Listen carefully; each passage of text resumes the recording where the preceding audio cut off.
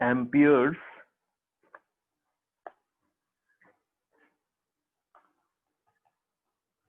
circuital law. Amperes circuital law, ये क्या है? देखिए,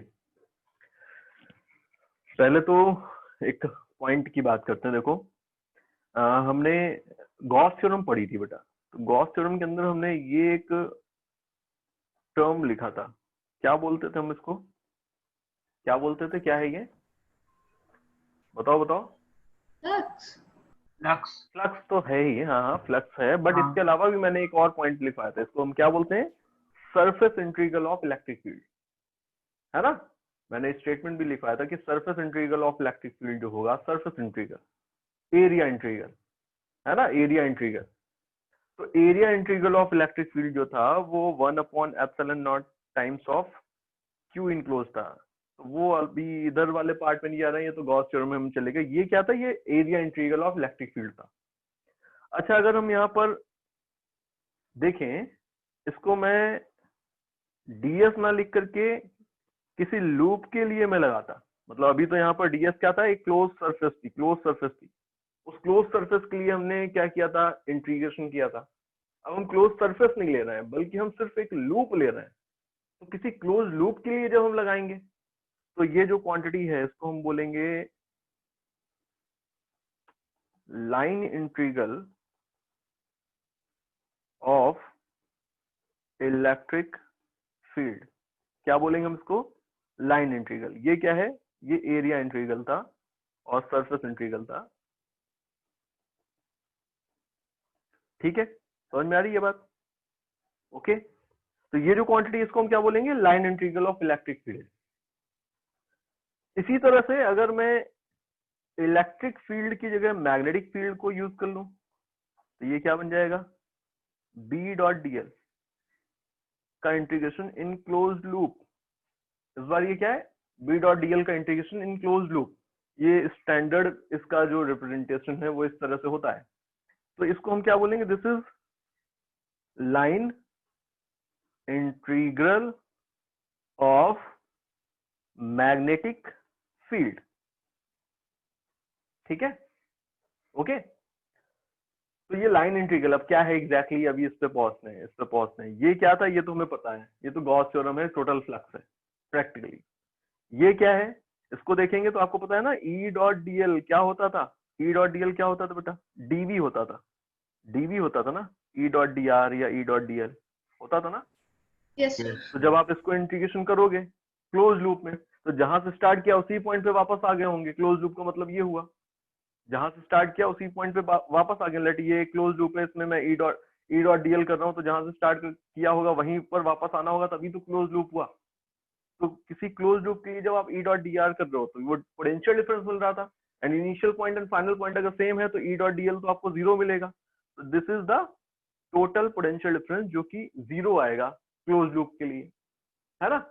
तो ये भी हमको पता है। अब ये वाला जो पॉइंट है, इस पे हमें आना है कि ये क्या है एग्जैक्टली, इसको समझते हैं। देखिए, तो इसी क्वांटिटी पे बना हुआ है ये एम्पियर सर्किटल लॉ। देखिए, स्टेटमेंट क्या है एम्पियर सर्किटल लॉ का?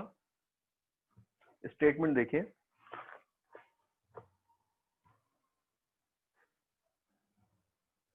This law states that the line integral of the magnetic field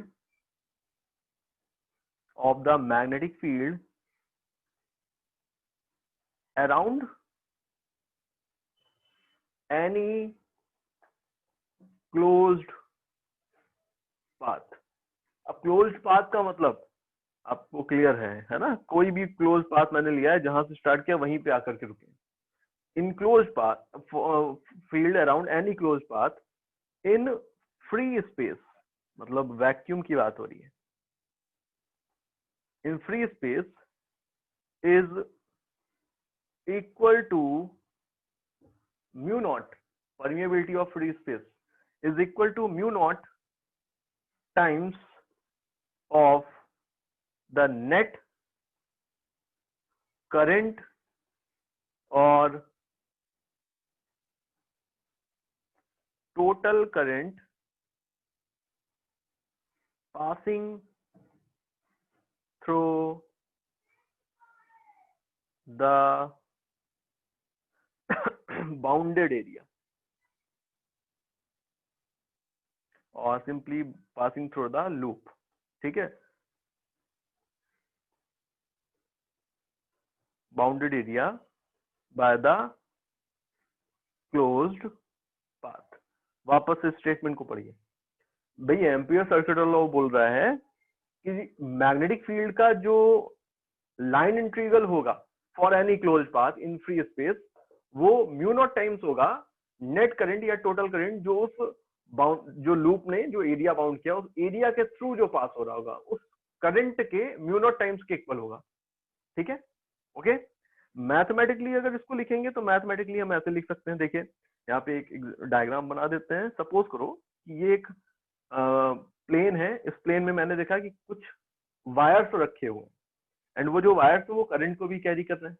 जैसे कि यहाँ पर मैंने कुछ केसेस यहाँ पे दिखा दिए कि लेट एक वायर ये है जिसमें करंट किधर जा रहा है, बताइए जल्दी से देख करके, इनवर्ड इनटू द प्लेन है ना। एक वायर ये है जिसमें करंट किधर जा रहा है, आउटवर्ड, लेट ये I2 है। इसी तरह से एक वायर ये है, इसमें करंट किधर जा रहा है, I3। ठीक है बेटा, ओके। एक करंट ऐसे ही और है यहाँ पर I4, एक करंट यहाँ पर है I5। तो ये कुछ करंट्स मैंने ले लिए इस स्पेस में, कई वायर से, सारे इनफाइनाइटली लॉन्ग है ऐसा सपोज मैंने कंसिडर कर लिया अभी एग्जांपल में, एंड इन सब में करंट जो है वो कुछ में I1, I3, I4 into the plane and I2 and I5 outside the plane current हमको दिख रहा है। हमने यहाँ पे क्या किया, एक लूप कंसिडर किया। ये देखो एक इस तरह का हमने लूप कंसिडर किया हुआ है।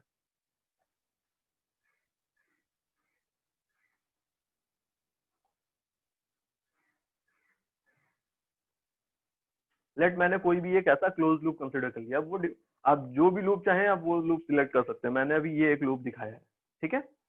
एक ये मैंने क्लोज लूप सिलेक्ट कर लिया है।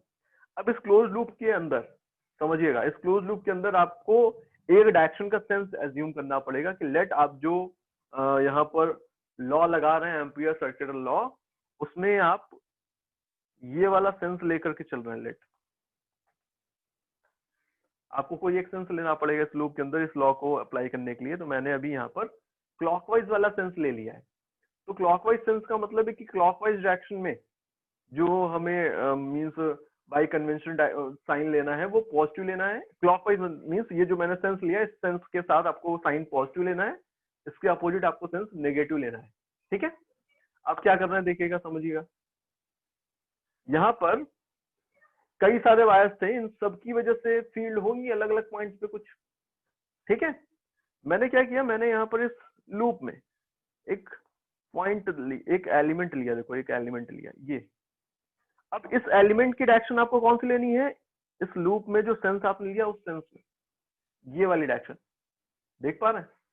ये एलिमेंट जो था बेटा, वो एलिमेंट तो इतना ही था, मैं इसकी डायरेक्शन को दिखा रहा हूँ। ये देखो ये एलिमेंट है, सुन रहे हैं ना मेरी बात ध्यान से। Yes sir. ये एलिमेंट है, इस एलिमेंट की डायरेक्शन कौन सी है, तो ये मैंने दिखा दी कि लेट ये एलिमेंट की डायरेक्शन है, DL1 बोल दिया मैंने इस पॉइंट पर। अब मैंने देखा कि बेटा इस स्पेस में 5 वायर्स हैं, इन सारे के सारे करंट की वजह से कुछ फील्ड होगी इस पॉइंट पर। तो हम उन सारी की सारी फील्ड्स का जो रिजल्टेंट होगा इस पॉइंट पर, लेट वो रिजल्टेंट है B1, ये मैंने दिखाया है। लेट इस पॉइंट पे जो सारे के सारे करंट्स उन सब की वजह से नेट फील्ड है B1। ठीक है, इस पॉइंट पे मुझे B1 मिल गया, DL1 मिल गया। ऐसे ही मैंने यहाँ पर एक एलिमेंट लिया। अब इस एलिमेंट में अब देखो सेंस जो हमने लिया है लूप में, उस सेंस का मतलब समझ रहे हैं ना आप। मैंने यहाँ पर एलिमेंट लिया, अब इस एलिमेंट की डायरेक्शन कौन सी, तो आप इस एलिमेंट के लिए आप ये वाली डायरेक्शन कंसीडर करेंगे अगेन। लेट इसको मैंने बोल दिया है दिस इज DL2, भाई डायरेक्शन चेंज हो गई है। तो तो अब वेक्टर भी चेंज हो गया dl2। इस पॉइंट पे लेट सारे के सारे करंट की वजह से जो नेट फील्ड है वो इस तरफ कहीं है, मान लेते हैं ये तो लेट ऐसे है B2। ऐसे ही मैंने यहां पर एक एलिमेंट लिया हुआ है, ये देखो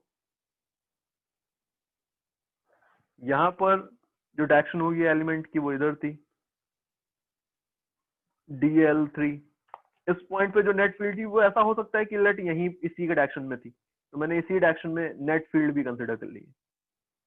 मैं सारे के सारे आपको केसेस दिखा रहा हूँ इसलिए ये मैंने B3 यहाँ पर मान लिया। ऐसे ही एक लूप ये हो सकता है, एक एलिमेंट यहाँ पर मैंने लिया हुआ है, ये देखो ठीक है बेटा। इसकी पोजीशन पर जो ये जो एलिमेंट है इसकी डायरेक्शन dl4, इस पॉइंट पे जो नेट फील्ड थी लेट वो इधर ही है B4। आपने क्या किया पूरे के पूरे लूप में ईच एंड एवरी पॉइंट पे इस तरह से एलिमेंट देखे, उन एलिमेंट की पोजीशन पर आपने फील्ड को फाइंड आउट किया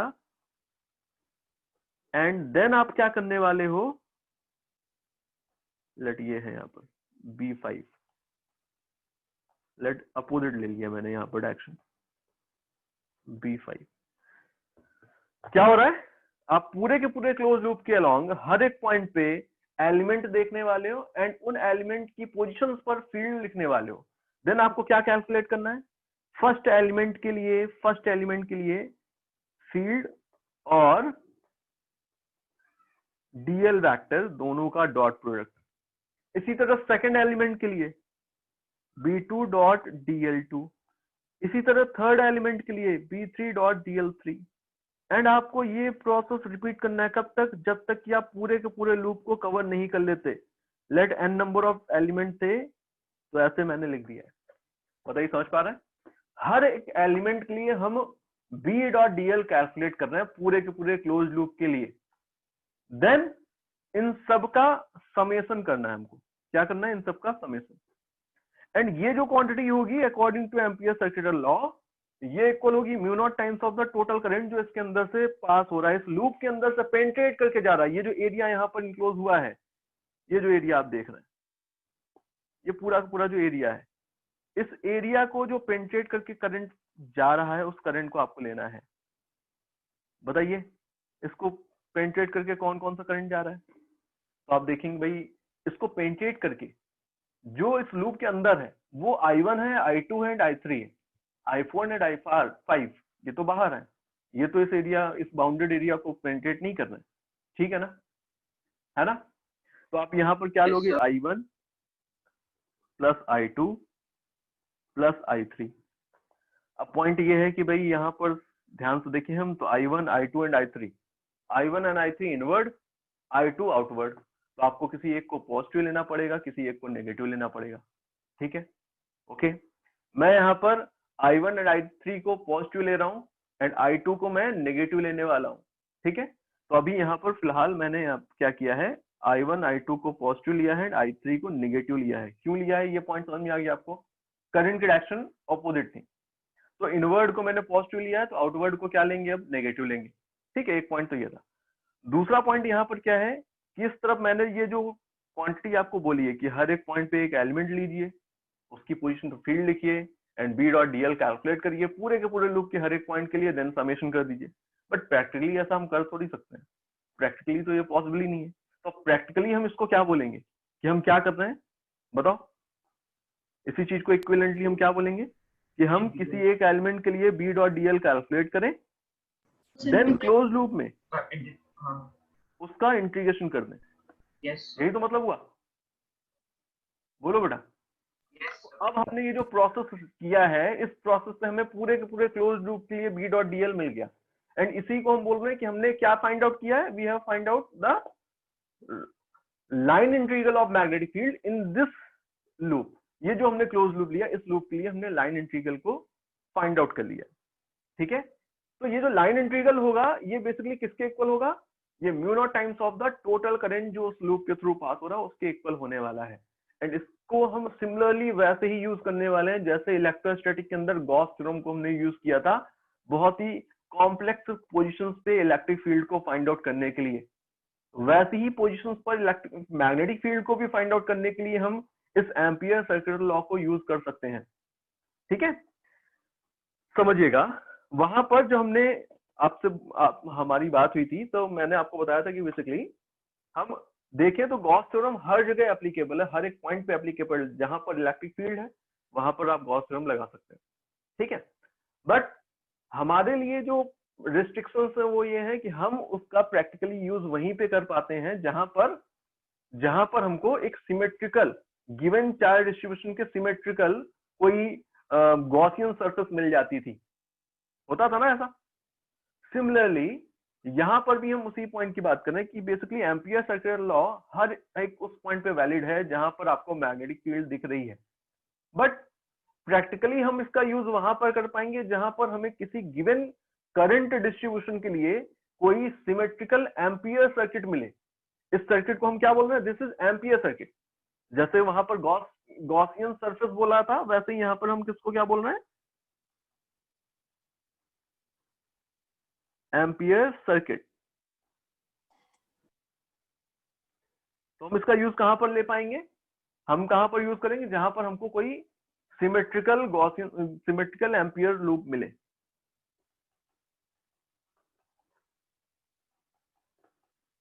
to use ampere's circuital law,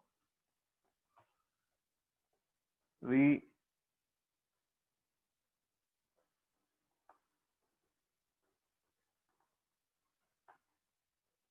choose an ampere's loop which is symmetrical to the given current distribution, so that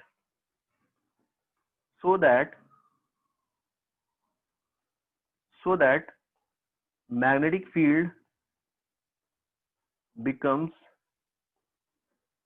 same in magnitude at each point of loop। अब ये जो last line है ये अभी सीधे यहाँ पर एग्जाम्पल इसके एप्लीकेशन को देखेंगे, उससे आपको क्लियर हो जाएगा कि मैग्नेटिक फील्ड सेम रहे इसका क्या मतलब है। देखिए कुछ एग्जाम्पल देखते हैं, देखिए क्या है। सबसे पहले तो जो हमें पता है हम उसी को एक बार वापस से करना है। देखिए क्या, तो magnetic field due to long straight current carrying wire हमको बताना है।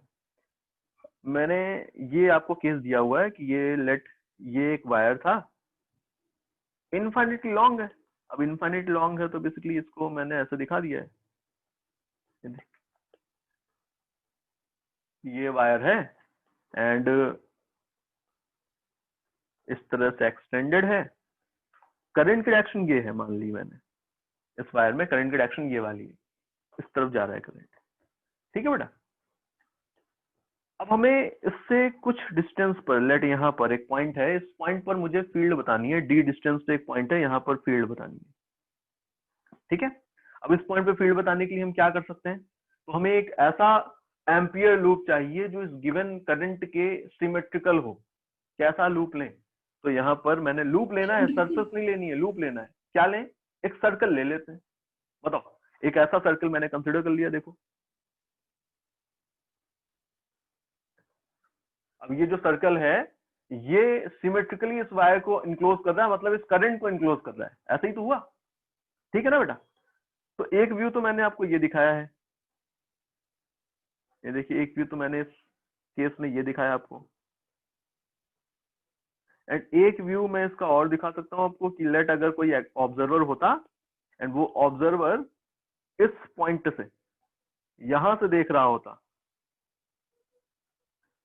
अगर ये ऑब्जर्वर यहां से देख रहा होता है, इसको क्या दिख रहा होता है, इसको दिख रहा होता है कि भाई ये एक वायर है जिसमें करंट ऐसे जा रहा है, इसके रेफरेंस में करंट ऐसे ही दिखेगा ना, ये तो एक्सिस पे ही आकर के देख रहा है। एंड एक एम्पियर सर्किट मैंने और एज्यूम किया हुआ है जो यहाँ पर इसको ऐसे इनक्लोज कर रहा है। बोलो ठीक है ना, ये वो एम्पियर सर्किट है। यहाँ से जो ऑब्जर्वर देख रहा होगा उसको तो ऐसे सर्कल ही दिखने वाला है ना बेटा, बोलो। And Yes, sir. Ampere circuit जो है ये सर्कल है एंड इसकी रेडियस कितनी है, डी के ही इक्वल है, इसकी रेडियस एग्जैक्टली डी के इक्वल ही है। अब आपको क्या करना है, आपको एम्पियर लूप अगर दिखने लगा तो अब क्या करेंगे, अब हम इसके अंदर एसीएल अप्लाई करेंगे। एसीएल अप्लाई करने के लिए हमें क्या करना है, हमें पहले तो एक सेंस यहाँ पर ले लेना है, मैंने ये वाला सेंस एक ले लिया है, ठीक है। अब समझिएगा पॉइंट कि अगर हम देखें तो इस लूप की पोजीशन इस गिवन करंट के लिए सिमेट्रिकल है, आई करंट कैरी कर रहा है, ये सिमेट्रिकल है। तो अगर मैं बोलूं कि बताइए इस पॉइंट पे मैग्नेटिक फील्ड का मैग्नीट्यूड बी है, तो क्या इस पॉइंट पे मैग्नेटिक फील्ड का मैग्नीट्यूड बी नहीं होगा? बिल्कुल होगा, क्योंकि सिमेट्रिकल है ना पोजीशन हर एक एलिमेंट की। बोलो, इस पॉइंट पे भी मैग्नेटिक फील्ड का मैग्नीट्यूड बी ही होगा, इस पॉइंट पे भी जो मैग्नीट्यूड है वो बी ही होगा। तो हर एक पॉइंट पे जो मैग्नीट्यूड है मैग्नेटिक फील्ड का वो सेम हो गया अगर मैंने एक सिमेट्रिकल लूप कंसिडर किया हुआ है तो। इसके साथ साथ एक पॉइंट और, एक और एडवांटेज हमें मिल रहा है कि अगर भाई हम देखें इस करंट की वजह से किसी भी पॉइंट पर फील्ड लिखनी होती है आपको, तो आपको क्या दिखता है कि भाई करंट की, देखो यहाँ पर इस वाले पोजीशन पर फील्ड लिख रहा हूं मैं, तो आप बोलोगे भाई राइट हैंड जो हमने पाम रूल सीखा था उसको लगाइए, करंट की डायरेक्शन इनवर्ट, पॉइंट की तरफ फिंगर्स, देन पाम की परपेंडिकुलर डायरेक्शन पुश करने की आपको ये वाली मिल रही है। तो इस पॉइंट पे जो फील्ड होगा वो इधर होगा ना, ठीक है ना। इस पॉइंट पे जो फील्ड होगा सिमिलर मैनर में आप राइट हैंड पाम रूल से निकालेंगे तो ये आएगा, टेंजेंट के अलोंग ही आएगी फील्ड की डायरेक्शन। इस पॉइंट पे फील्ड की डायरेक्शन देखेंगे तो अलोंग द टेंजेंट ही आने वाली है ये। बोलो बेटा, इस पॉइंट पे फील्ड की डायरेक्शन देखेंगे तो अलोंग द टेंजेंट ही आने वाली है, देखो ये। बोलो, ठीक है ना। तो इस तरह से अलोंग द टेंजेंट है डायरेक्शन हर एक पॉइंट पर। एंड आप अगर एलिमेंट की बात करेंगे, इस लूप के किसी भी पोजीशन पर अगर आप एलिमेंट की बात करेंगे तो एलिमेंट के लिए भी सेम चीज है। अगर यहाँ पर आप एलिमेंट लेते तो एलिमेंट की डायरेक्शन तो उस पॉइंट पे टेंजेंट के ही अलोंग थी, तो एलिमेंट की डायरेक्शन भी देखो हर एक पॉइंट पर फील्ड की ही डायरेक्शन में आपको एलिमेंट की भी डायरेक्शन मिल रही है। बोलो बेटा, ठीक है, मिल रही है ना? बताओ भाई, समझ पा रहे हैं? Yes, ऐसा sir. कुछ हो रहा है? तो इसका मतलब हुआ कि जब आप एम्पियर सर्किट लॉ की बात करेंगे तो आप लिखेंगे कि भाई बी डॉट डीएल का इंटीग्रेशन होता है क्लोज लूप के लिए, एंड ये इक्वल होता है mu naught times of total current जो इसके अंदर से पास हो रहा है आई इनक्लोज्ड। अब जब बी डॉट डीएल को सॉल्व कर रहे हैं तो आप बोलोगे कि भाई हर एक पॉइंट पे बी एंड डीएल, अब इसको एक्सपेंड करें तो बी डॉट डीएल का मतलब हुआ B DL cos theta, and इसका इंटीग्रेशन हो रहा है, ये है mu naught times of I enclosed. आपको क्या दिख रहा है कि हर एक पोजीशन पर एलिमेंट की डायरेक्शन और फील्ड की डायरेक्शन दोनों के बीच में जो एंगल बन रहा है वो तो 0 डिग्री है, तो कॉस थीटा तो 1 बन चुका है, हो जाएगा। बी जो है Yes, sir. मैग्नीट्यूड बचा, एंड वो मैग्नीट्यूड हर एक पॉइंट पे सेम है, तो इसको इंटीग्रेशन से बाहर ले सकते हैं। अंदर क्या बना, इंटीग्रेशन ऑफ डीएल, ये इक्वल है mu naught into I enclosed. अच्छा, आई इनक्लोज कितना करंट इस लूप के अंदर से पास हो रहा है, तो आप बोलोगे आई, ये बन गया expression. B into integration of DL, DL क्या है, बताओ। डीएल तो बेसिकली यहाँ पर इस लूप में आपने जो एलिमेंट कंसिडर किया था उसकी लेंथ थी, तो आप जब पूरे के पूरे लूप के लिए सारे के सारे एलिमेंट्स के लेंथ को समेशन कर रहे हो, तो इंटीग्रेशन ऑफ डीएल आपको क्या मिलने वाला है, इस पूरे के पूरे लूप का सर्कमफरेंस मिल जाएगा ना, ठीक है ना। Yes, sir. तो ये जो क्वांटिटी है ये कन्वर्ट होकर के क्या बनने वाली है, ये सिंपली बन जाएगी म्यू नॉट, सॉरी ये क्या बन जाएगी 2 pi r, where r is equal to d in this case. तो बी की वैल्यू कितनी आई है, mu naught I upon 2 pi d. बताओ बेटा, ठीक है, तो समझ पा रहे हैं, ये स्टेटमेंट कुछ बन रहा है, ठीक है ना। तो हमें यहाँ पर अभी एक एप्लीकेशन ये दिखा है कि इन्फिनिटली लॉन्ग वायर की वजह से फील्ड का एक्सप्रेशन हमने बायो सावर्ट के अकॉर्डिंगली भी इतना ही देखा था एंड एम्पियर सर्किट के अकॉर्डिंग भी इतना ही आया है। बट अभी यहाँ पर मुझे एडवांटेज दिख नहीं रहा है, क्योंकि ये बायो सावर्ट से भी हम ये चीज तो कर ही लेते थे, तो एडवांटेज तो अभी दिखा ही नहीं। एडवांटेज के लिए अब हम दूसरे पॉइंट पे आते हैं। देखो, ये तो अभी हमने एक infinitely long straight current carrying thin wire की बात की थी। लेट अगर वायर थिन नहीं होता तो उस केस में भी मैग्नेटिक फील्ड हमको निकालनी है, तो हम कैसे निकालें? तो बायो सावर्ट से निकालना थोड़ा सा मुश्किल आपको दिखने लगेगा, सिचुएशन ही ऐसी हो जाएगी। देखिए कैसे, अब मैं बात कर रहा हूँ magnetic field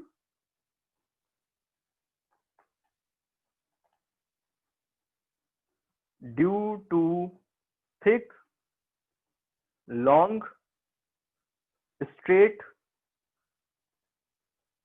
current carrying conductor और वायर। केस कुछ ऐसा है, देखिए कैसा, कि ये मैंने एक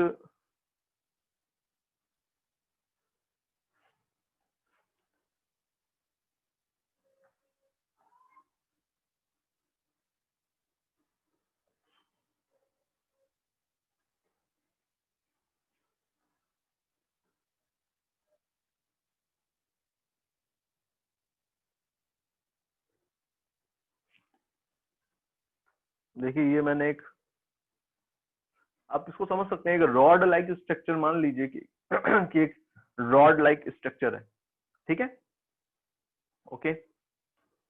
एंड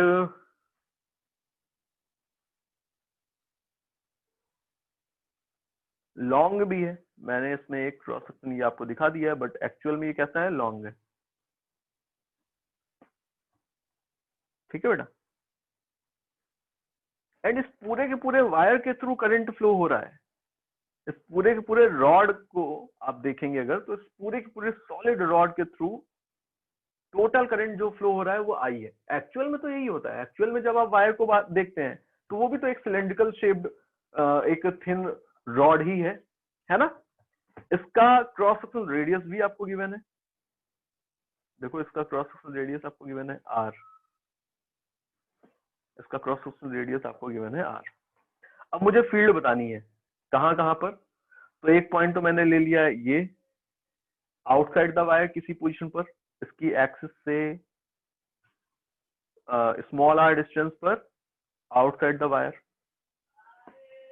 देन एक पॉइंट मैंने कंसिडर कर लिया है, देखिए इसके सरफेस पे ही, यहां पर फील्ड बतानी है जस्ट सरफेस पे। एंड एक फील्ड पॉइंट मैंने ले लिया है यहां पर inside the solid part, inside the conductor, point 2 point 3, ठीक है। इन तीनों पॉइंट्स पर मुझे फील्ड बतानी है।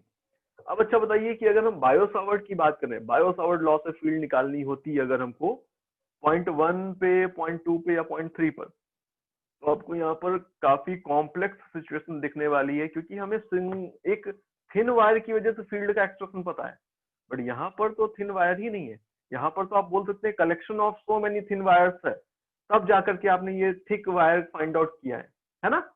तो अभी इस केस में फील्ड को निकालना बहुत ही कॉम्प्लेक्स हो चुका है, बट एम्पियर सर्किट लॉ का अगर हमें नॉलेज है तो हम उसकी हेल्प से बहुत ही इजीली फील्ड लिख सकते हैं इन सारी पोजीशंस पर। तो सबसे पहले मैं पॉइंट 1 की बात करने जा रहा हूँ, तो पॉइंट 1 पे सबसे पहले फील्ड लिखेंगे हम।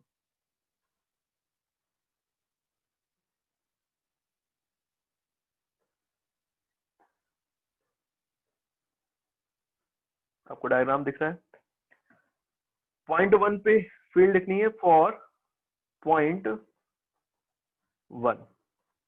क्या करेंगे, तो हमें एक ऐसा लूप चाहिए, हमें एक ऐसा लूप चाहिए जो पॉइंट 1 से पास हो एंड इस गिवन करंट डिस्ट्रीब्यूशन के लिए सिमेट्रिकल भी हो। तो ऐसा लूप कैसा होगा, तो आप देखिए ऐसा डायग्राम मैं बना रहा हूँ एक। भाई अगर आप इसको क्रॉस सेक्शनल व्यू देखेंगे, अगर कोई ऑब्जर्वर यहां से देख रहा होता तो बताओ इसको लूप कैसा दिखता। अगर कोई ऑब्जर्वर इसकी इस वायर की, इस रॉड की एक्सिस से जाकर के इसको देखता तो कैसा दिखता है इसको, बोलो भाई कोई तो बोलो। दिखता ही नहीं, दिखता ना, क्या कैसा दिखता, ऐसा दिखता है कुछ। Circular. Yes, sir. And current कैसे जा रही होती है इसमें, तो करंट इसमें इनवर्ड जा रही होती Inwards. है। Inwards. देखो पूरे के पूरे क्रॉस सेक्शन में होगी बेटा करंट, तो Yes, sir. इसी एक पॉइंट पे थोड़ी पूरा पूरा क्रॉस सेक्शन करंट को कैरी कर रहा है ना, Yes, ऐसे sir. करंट जा रही है, ये है वायर। अच्छा पॉइंट 1 कहां पर है, तो पॉइंट 1 तो यहां पर कहीं दिख रहा होगा इस ऑब्जर्वर को, ये है पॉइंट 1। अब क्या करना है, इसको ऐसा लूप लेना था जो सिमेट्रिकल हो और पॉइंट 1 से पास हो। तो सिमेट्रिकल लूप होने के लिए आप समझोगे यहाँ पर कि भाई यहाँ पर लूप लेना है, सरफेस तो लेनी नहीं है, तो सर्कल के अलावा कोई ऑप्शन ही नहीं है, तो सर्कुलर लूप कंसिडर किया हुआ है। ये देखो,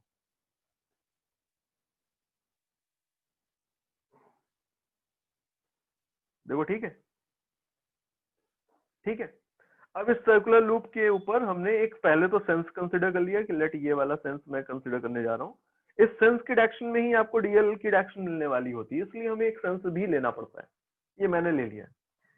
अब इसमें आपको क्या करना है, एम्पियर सर्कुलर लॉ लगाना है। आपको पता है कि भाई आपने जो लूप लिया है वो सिमेट्रिकल है, हर एक पॉइंट पे मैग्नेटिक फील्ड जो होगी उसका मैग्नीट्यूड कांस्टेंट रहने वाला है, सेम रहने वाला है, एज वेल एज किसी भी पोजीशन पे अगर आप डीएल एलिमेंट को देखेंगे, लेट यहाँ पर डीएल एलिमेंट देखेंगे आप, तो आपको डीएल एलिमेंट की डायरेक्शन ये मिलेगी। यहाँ पर देखेंगे आप डीएल एलिमेंट की डायरेक्शन ये मिलेगी, एज वेल एज जो मैग्नेटिक फील्ड है वो भी टेंजेंट के अलॉन्ग ही है, तो मैग्नेटिक फील्ड भी इस पॉइंट पे डीएल एलिमेंट के अलॉन्ग ही दिखेगी। इस पॉइंट पे जो मैग्नेटिक फील्ड है वो भी डीएल एलिमेंट के अलॉन्ग दिखेगी। तो आपको हर एक पोजीशन पर बी और डीएल दोनों के लिए ही ये पॉइंट दिखने वाला है कि हर एक पॉइंट पे बी एंड डीएल के बीच का एंगल 0 डिग्री है। सेम केस ही है ऊपर वाला जो अभी हमने यहाँ पर देखा, सेम वही बन रहा है ना। तो जब आप एम्पियर सर्कुलर लॉ लगाएंगे तो आपको दिख रहा है कि भाई और कुछ करने की जरूरत तो थी ही नहीं हमको। हम बोलेंगे कि भाई बी डॉट डीएल का जो इंटीग्रेशन होगा क्लोज लूप के लिए वो इक्वल होगा mu naught times of total current जो इस लूप के अंदर से पास हो रहा है। एंड इस लूप के अंदर से टोटल करंट कितना पास हो रहा है, आई। टोटल करंट तो आई ही है, एंड पूरा पूरा वायर से अगर आई करंट पास हो रहा है एंड पूरा पूरा वायर इनक्लोज है इसके अंदर, तो आई करंट ही तो पास हो रहा है, हो जाएगा ना। Yes sir. इस बार जो मैंने लूप लिया है उसमें रेडियस कंसिडर की हुई है मैंने आर, एक्सिस से डिस्टेंस की बात हो रही है। एंड फॉर पॉइंट 1 आप बोलेंगे आर की वैल्यू मोर देन है capital R is the cross sectional radius of this wire, तो स्मॉल आर अभी कैपिटल आर से ज्यादा है। आप इसको सॉल्व करेंगे, देखिए डॉट प्रोडक्ट सिंप्लीफाई करेंगे तो हर एक पॉइंट पे थीटा 0 था, तो B dot DL simply B DL बन जाएगा mu naught I. B magnitude में कांस्टेंट है तो इंटीग्रेशन से बाहर, अंदर integration of DL will be equal to 2 pi R, हो जाएगा। ये इक्वल होगा mu naught into I. B की जो वैल्यू आ रही है वो इक्वल है mu naught I upon 2 pi R. मतलब आपको दिख रहा है कि फील्ड का जो एक्सप्रेशन है वो तो सिंपली एक इनफाइनेटली लॉन्ग वायर की वजह से जो होती थी उतनी ही फील्ड मिल रही है हमको, कोई भी चेंज नहीं आया है। देख लो परपेंडिकुलर डिस्टेंस आपको स्मॉल आर मिल रही है, तो आपको इनफाइनेटली लॉन्ग वायर की वजह से किसी भी पॉइंट पर स्मॉल आर डिस्टेंस पर जो फील्ड मिलती है इतनी ही मिलती है, तो इतनी ही फील्ड मिली हुई है, ठीक है। तो आउटसाइड द वायर के लिए फील्ड का एक्सप्रेशन ये रहेगा। यहाँ पर देखने वाली बात यह है कि बी आउटसाइड जो है वो आर के साथ इनवर्सली प्रोपोर्शनल है। इन दिस सिचुएशन आर के साथ इनवर्सली प्रोपोर्शनल है फील्ड। चलो ठीक है, ये तो पॉइंट 1 था। अब पॉइंट 1 से पॉइंट 2 पर आते हैं। फॉर पॉइंट 2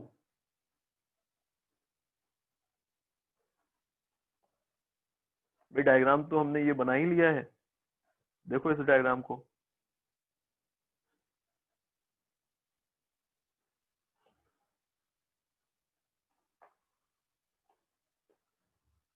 ये देखिए पॉइंट 2 पर क्या हो रहा है। अब आप अगर आप देखो तो पॉइंट 2 कहां पर है, कहां पर है point 2? On the just on the surface, यहाँ पर। यस तो आपको लूप जो चाहिए वो भी तो ऐसा ही चाहिए जो इस पॉइंट से पास हो, जहां जो आपने दिखाया है अभी, इस पॉइंट से पास होना चाहिए ना लूप भी। अब तो अब आप क्या करोगे, तो अब आपको एक ऐसा लूप चाहिए जो इस पॉइंट से पास हो, पॉइंट 2 से पास हो। तो बेसिकली यहाँ पर आप बोल सकते हो ये जो हमने एम्पियर लूप कंसिडर किया था ये वाला,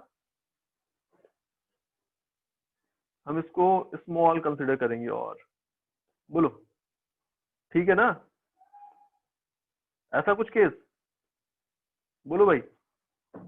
यस सर। तो क्या चेंज किया आपने, आपने क्या चेंज किया, आपने स्मॉल आर की वैल्यू कम करते करते करते करते कितनी ले ली है, कैपिटल आर के बराबर।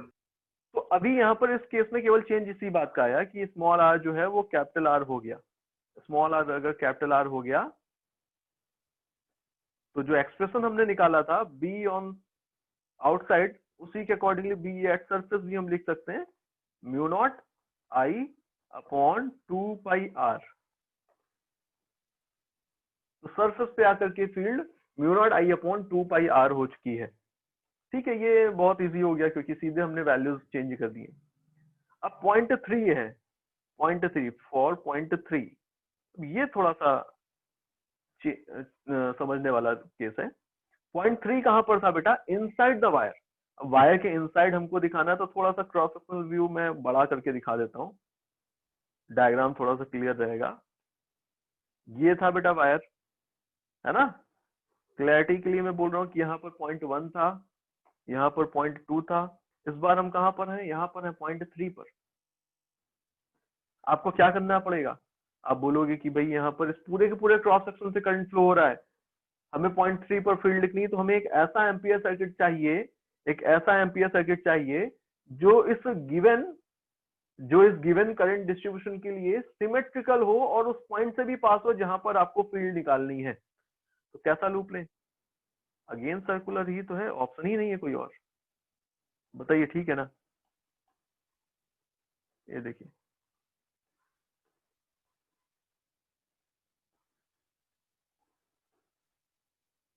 ये ले लिया, बताओ ठीक है बेटा? Yes, sir. ये है इसके एक्सिस में ये एक पॉइंट मैंने दिखा दिया एंड पॉइंट 3 आपको दिखाया हुआ है। इस बार आप क्या बोलोगे भाई? स्मॉल आर जो है, देखो और इनलार्ज व्यू दिखा देता हूं मैं आपको। स्मॉल आर जो है वो ये होगा इस बार, एंड इस बार स्मॉल आर की वैल्यू आपको कैसी मिल रही है? स्मॉल आर Capital R इस से बार कम। लेस देन कैपिटल आर है। अब अगर आप देखें तो बाकी सारी चीजें तो सेम ही हो गई। मैग्नेटिक फील्ड के मैग्नीट्यूड हर एक पॉइंट पे सेम होना चाहिए। क्यों सेम होना चाहिए? क्योंकि अभी भी जो लूप है वो सिमेट्रिकल है, हर एक एलिमेंट सिमेट्रिकल पोजीशन पे है इस करंट डिस्ट्रीब्यूशन के लिए, तो फील्ड हर एक पॉइंट पे सेम। एज वेल एज देखें अगर, तो यहाँ पर भी वो पॉइंट वैलिड है कि अगर हम यहाँ पर एक एलिमेंट लें तो उस एलिमेंट की पोजीशन पर जो फील्ड होगी, भाई हमने सेंस तो लिया ही होगा, तो एलिमेंट के डायरेक्शन में जो फील्ड होगी वो ऐसे जा रही है, सॉरी एलिमेंट की जो डायरेक्शन होगी वो ऐसे, एंड जो फील्ड होगी वो अभी भी करंट की डायरेक्शन, देखो हमने ये वाली ले रखी है, करंट पूरे के पूरे क्रॉस सेक्शन से फ्लो हो रहा है। Inwards.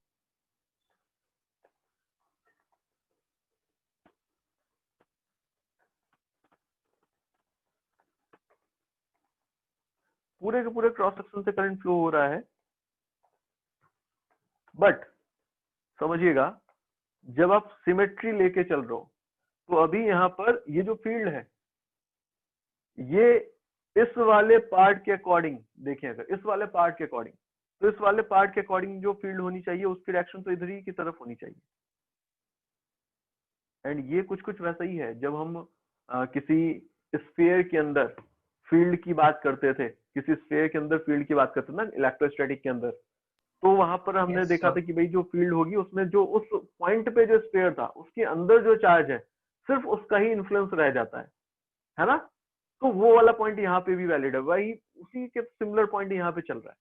जब हमने ग्रेविटेशन की बात की थी कि अर्थ के कुछ डेप्थ पे जाकर के हमने इंटेंसिटी की बात की थी, तो वहां पर क्या किया था, एक स्फीयर कंसिडर किया था अगेन, एंड बोला था कि भाई उसके अंदर जो मास है सिर्फ वही इन्फ्लुएंस दिखाएगा, बाहर वाले मास का कोई इफेक्ट नहीं होगा। तो ऐसा ही कुछ यहाँ पर भी है, इस केस में भी जो फील्ड होगी वो इस वाले पार्ट में जो करंट है उसकी वजह से है, एंड उसकी वजह जो डायरेक्शन होगी वो तो ये वाली होगी, ये वाली। तो आपको अगेन दिख रहा है कि भाई जो मैग्नेटिक फील्ड है एंड जो एलिमेंट आपने लिया हुआ है उन दोनों के जो डायरेक्शंस हैं उनके बीच में अभी भी एंगल 0 डिग्री ही बन रहा है।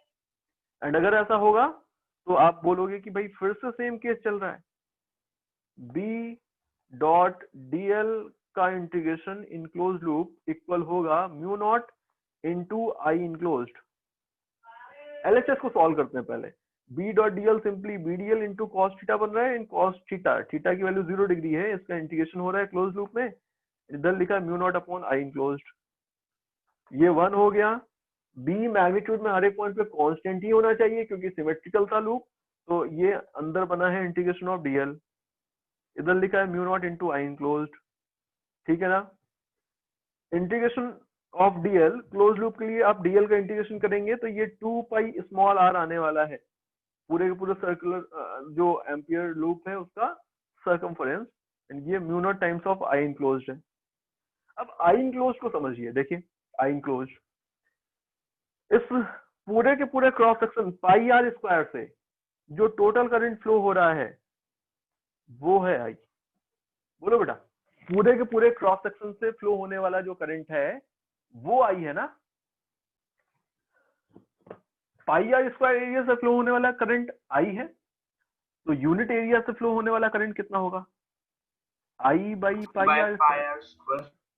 अच्छा, इस सर्कुलर लूप का एरिया कितना है? हमें तो इससे थ्रू पेंटेड होने वाला करंट बताना है ना। इसका एरिया कितना है? इसका एरिया तो है स्मॉल पाई आर स्क्वायर। इसका एरिया कितना है? Pi small r square. तो इतनी एरिया से फ्लो होने वाला current pi are square into pi small r square होगा, and this is the I enclosed. बोलो, तो आई इनक्लोज्ड की वैल्यू कितनी है? इतनी है। इसमें देखें तो पाई से पाई कैंसिल हो रहा है, ये क्या बन रहा है? I small r square upon capital are square बन रहा है क्या? यहाँ पे लिखा है I into small r square upon capital are square, यहाँ कैंसिल हो गया आर से, ये बी की वैल्यू इक्वल आ रही है mu naught upon 2 pi I into small R upon capital are square. ये एक्सप्रेशन इन दिस केस हमको फील्ड का मिल रहा है। अब इस बार ध्यान देने वाली बात ये है कि भाई जब आप इनसाइड द वायर आप फील्ड की बात कर रहे हैं तो आपको क्या दिख रहा है कि फील्ड स्मॉल आर के साथ डायरेक्टली प्रोपोर्शनल है।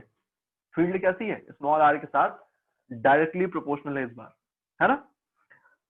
एक ग्राफ बना लेते हैं यहां पर।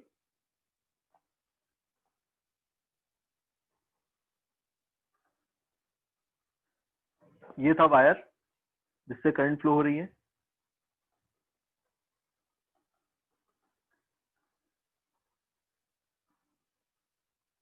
ये इसका सेंटर, एक्सिस पे कोई पॉइंट मैंने लिया हुआ है, सॉरी। इस तरफ अगर हम आगे बढ़े स्मॉल आर डिस्टेंस में, तो स्मॉल ये जो आर डिस्टेंस है एक्सिस से डिस्टेंस के अकॉर्डिंग के अलोंग अगर आगे बढ़े तो फील्ड का वेरिएशन हमें किस तरह का दिखेगा? ग्राफ ड्रॉ कर रहा हूं मैं, हमें कुछ इस तरह का फील्ड का वेरिएशन दिखने वाला है। इस एक्सिस के अलोंग मैंने आर को लिया हुआ है, इधर मैंने बी को लिया हुआ है। तो एक्सिस पे फील्ड कितनी है? 0। देखो आप यहाँ पर देखेंगे तो बी एट एक्सिस, यहाँ से आपको क्या मिल रहा है? क्या मिल रहा है? एक्सिस के लिए क्या करें बेटा? समझ पा रहे हैं ये बात? स्मॉल आर क्या है? डिस्टेंस है ना पॉइंट 3 की। आपको अगर और क्लोज कोई पॉइंट लेते तो उसके लिए स्मॉल आर की वैल्यू और स्मॉल हो जाती। आप एक्सिस पे कोई पॉइंट ले लेंगे अगर तो उसके लिए स्मॉल आर कितना हो गया बताओ? अरे आवाज आ रही बेटा? Yes sir. बताओ, अगर एक्सिस पे कोई पॉइंट ले तो स्मॉल आर की वैल्यू कितनी होगी वहां के लिए? 0। तो एक्सिस के लिए अगर आप देखें तो आर की वैल्यू 0 लेंगे, एंड आर की वैल्यू 0 लेंगे तो आपको एक्सिस पे फील्ड भी 0 मिल जाएगा। Yes sir. ठीक है ना। तो ये वाला पॉइंट यहाँ पर आप ऐसे यूज कर सकते हैं।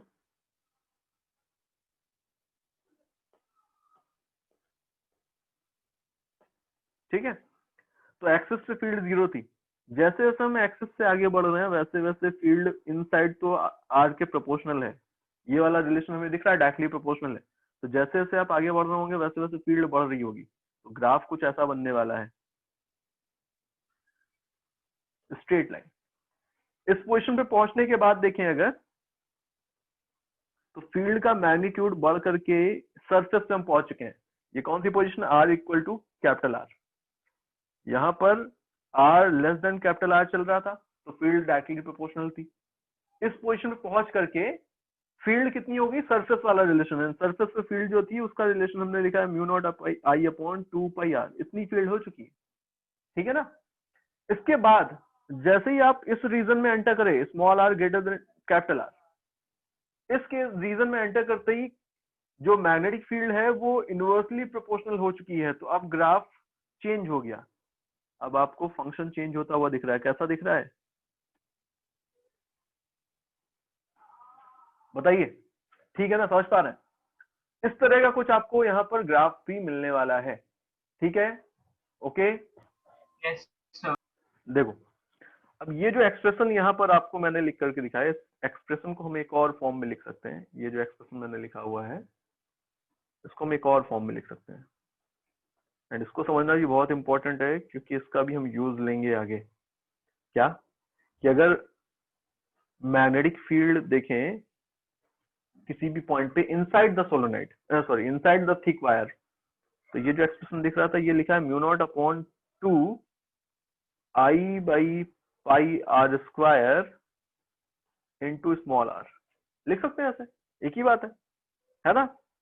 यहाँ पर I by pi are square क्या होगा, I by pi are square, I current flow हो रहा है कितने क्रॉस सेक्शनल एरिया से, pi are square cross sectional area से, तो I by pi are square क्या हुआ, बोलो इसको क्या बोलेंगे, इसको बोलेंगे करंट डेंसिटी, क्या बोलेंगे, करंट डेंसिटी, है ना।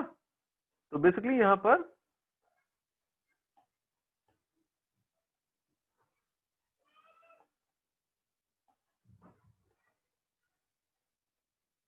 ये देखिए, ये मैंने थिक वायर दिखाया हुआ है, इसमें करंट जो थी वो इस डायरेक्शन में जा रही है, इस डायरेक्शन में करंट फ्लो हो रही है। तो ये एक्सप्रेशन जो है ये है करंट डेंसिटी,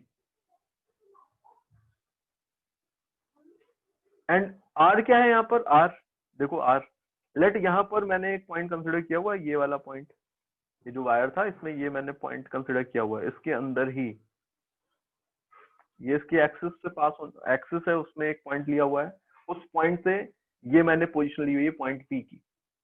इस पोजीशन पे अगर मैं एक डिस्टेंस देखूं तो ये डिस्टेंस आर के इक्वल थी, इस वाले एक्सप्रेशन के अकॉर्डिंगली आर यही तो है, यही है ना। यहाँ पर मैंने इसको क्या बोल दिया, let r is the position vector, O के रिस्पेक्ट में आर क्या है, पोजिशन वैक्टर, तो आर को भी मैंने वैक्टर के फॉर्म में पोजिशन वैक्टर बोल दिया आर। तो पॉइंट पी पर जो मैग्नेटिक फील्ड है उसको मैं ऐसे लिख सकता हूँ mu naught upon 2 J cross R in vector form. आप इस वेक्टर फॉर्म को वापस से रिवर्स ऑर्डर में एनालाइज करिए, आपको क्लियर हो जाएगा कि ये क्या किया है। जे क्या है यहाँ पर, करंट डेंसिटी, आर क्या है यहाँ पर, पोजीशन वेक्टर पॉइंट पी का। अब जब आप जे क्रॉस आर करेंगे तो ये क्या बनने वाला है, J into r into sine 90, बोलो, मतलब J into r into sine theta बनेगा ना। Yes, current sir. डेंसिटी वाला जो वेक्टर है उसकी डायरेक्शन इनवर्ड है बेटा, एंड आर जो है वो इस प्लेन में है, तो ये एक वेक्टर दिख रहा है आर जो आपको इस प्लेन में दिख रहा है, एंड एक वेक्टर है इसके परपेंडिकुलर, दोनों के बीच का एंगल कितना है, 90 डिग्री, तो थीटा क्या है यहाँ पर, 90 डिग्री है ना। बोलो बोलो जल्दी से बताओ, ये पॉइंट समझ में आ रहा है। यस तो ये और कुछ नहीं लिखा है, ये मैंने वेक्टर फॉर्म में से लिख दिया। वेक्टर फॉर्म में लिखने का एक और एडवांटेज यहाँ दिख रहा है कि अगर आप जे क्रॉस आर की डायरेक्शन निकालें by using the vector product law, hand rule जो आपने सीखा था, right hand thumb rule, vector product निकालने का, जे क्रॉस आर निकालिए, आप ध्यान से देखिए वेक्टर जे इनवर्ड है एंड पोजीशन वेक्टर आर इस तरफ है, जे क्रॉस आर निकालिए और बताइए डायरेक्शन कौन सी होगी, जे क्रॉस आर की डायरेक्शन कौन सी होगी।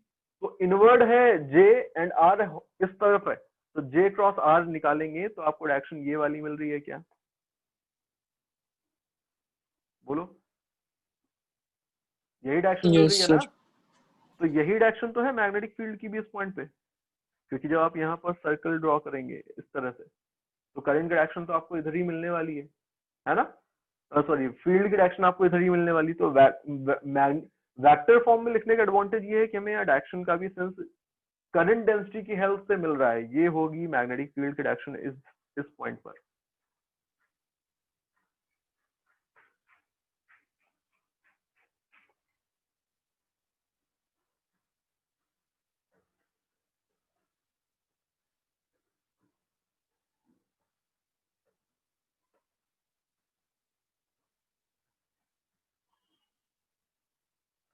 ठीक है,